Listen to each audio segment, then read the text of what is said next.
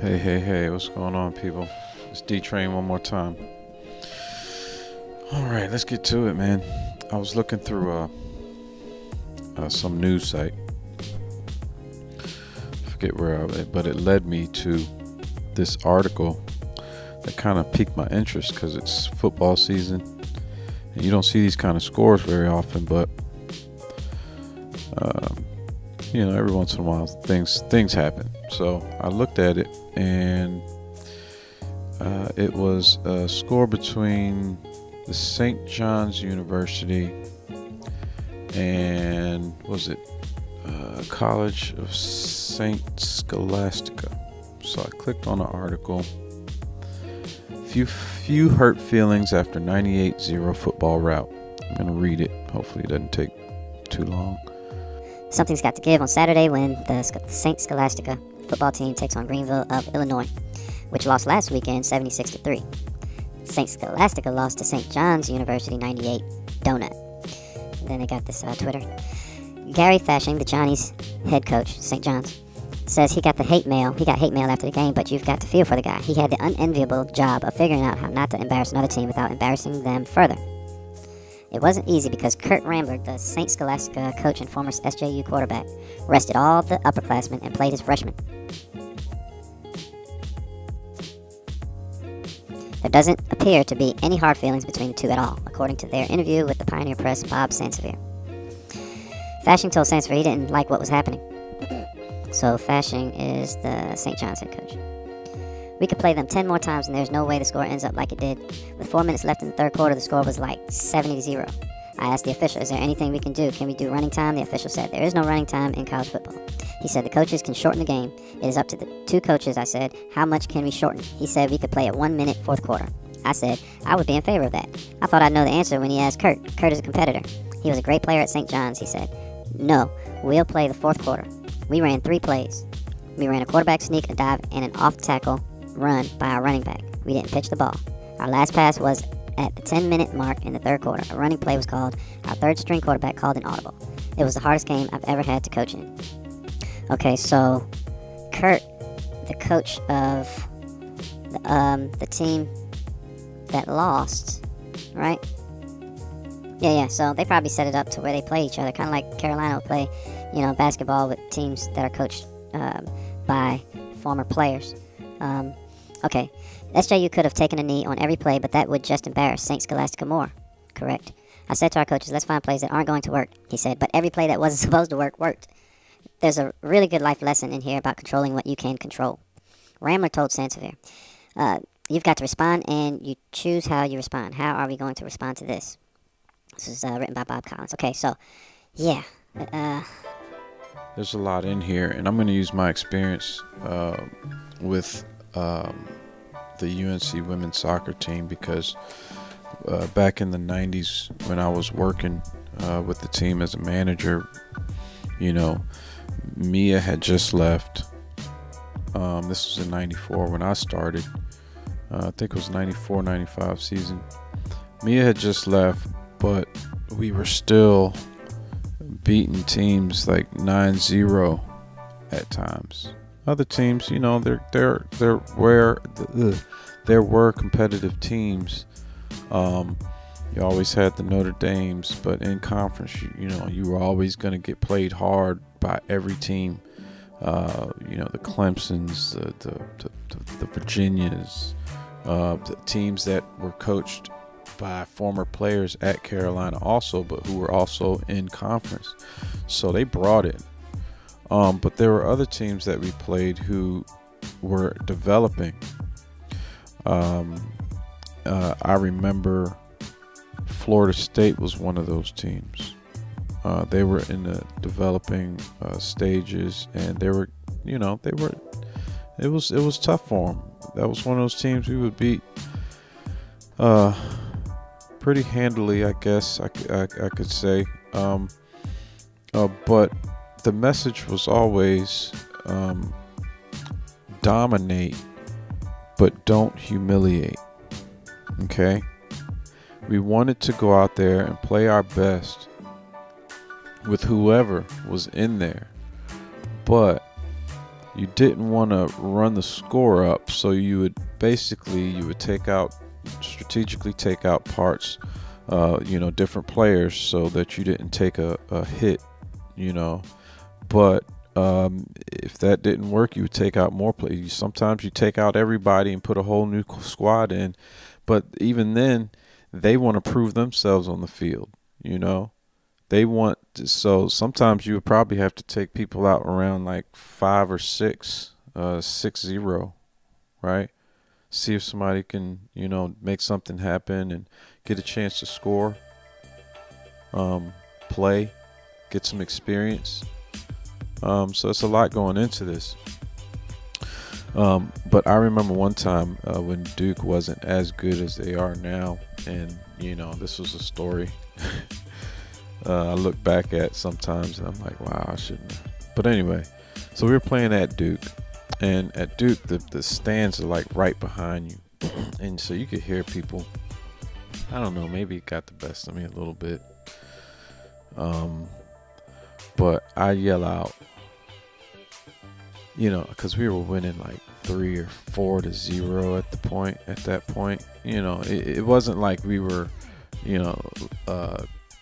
completely dominating, but we were scoring, and I was like, taking the school heels, and oh my gosh, I could feel the looks, right? And I look over and I could tell Anson wasn't happy, and just like divine intervention, one of the Duke players almost scored on us, and so that was almost like the trigger for him to be able to tell me what I did wrong. And he told me very vocally, it was his right and he was supposed to do it, and I deserved it. He said, bleep, Donnie, you just created a scoring chance for the other team, or something like that. It wasn't exactly those words, but he put me in my place, and I was supposed to be, because that was against the way, and plus we had family on the other side. One of the coaches went to Carolina. She was, so that was just, it was kind of over the line. But, whenever it's Duke Carolina, sometimes, in a young mind, things can get a little heated in those little young fiery hearts. Anyway, so I can definitely identify with what this the winning coach was trying to do, and the losing team, they shouldn't feel too bad, because time goes on and teams get better.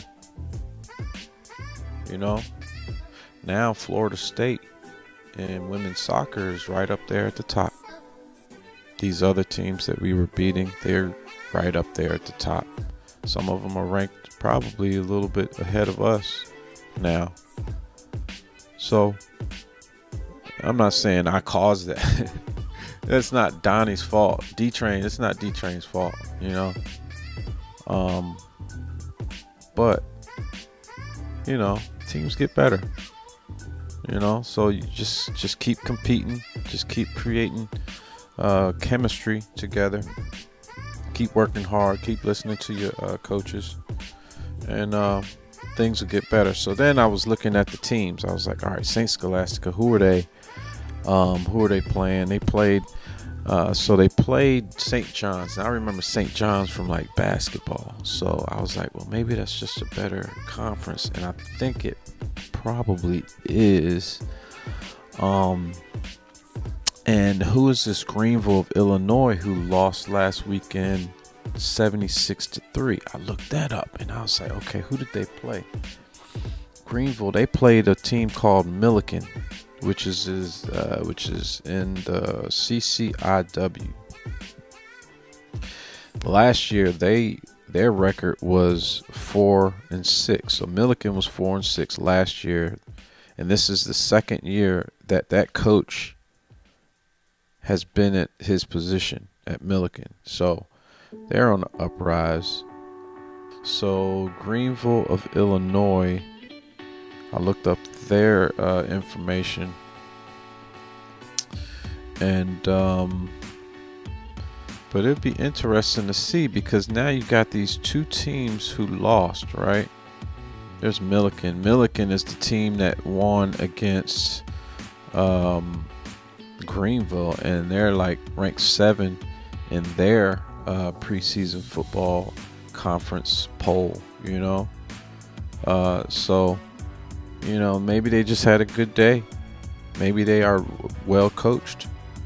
Maybe they're on the upswing. Maybe they're going to be closer to the top. And then this year, maybe. Who knows? Just the quarterback looks like he might be good. Now there's some interest in some of these other conferences to see, because Greenville and Scholastica, they're playing next week. And based on those two losing scores, it's going to be neck and neck. And Greenville saying, well, this is going to be our season. It's their first game, So, yeah, it'd be interesting to take a look at that later on today. See what happens. Anyway, that's my story. Yeah. Sometimes, you gotta listen. Gotta not let your emotions get the best of you. And try to remember good messages from the experts, not the experts, but the people who have been in the game. Anson's one of the, matter of fact, I'm gonna say Anson's the best college coach in the history of college coaching. Boom, I said it. D-Train said it. I saw it up close and personal for 8 years. Who's better?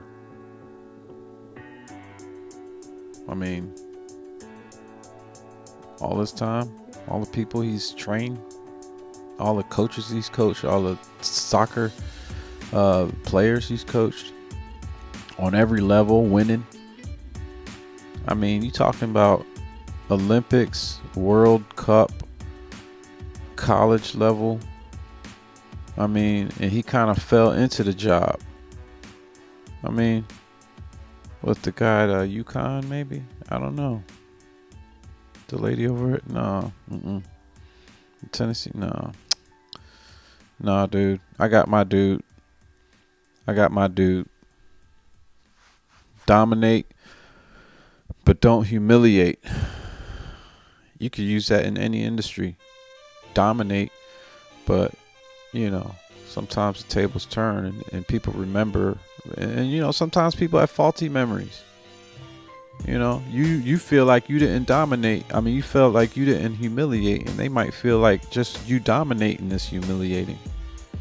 So some people get butthurt just by you dominating.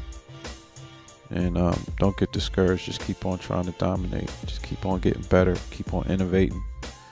And hopefully it'll come to fruition. Anyway, signing off. D-Train out. I just wanted to say as an aside that a lot of times men in sports do a lot more jaw jacking. And there's a way you can do it without humiliating also. Okay, so who's a better coach than Anson Dorrance based on results over time? That's one question I have for y'all. Do you know why and when the Saints Scholastica coach took out his upperclassmen? Because that could be key too. That could be some key information.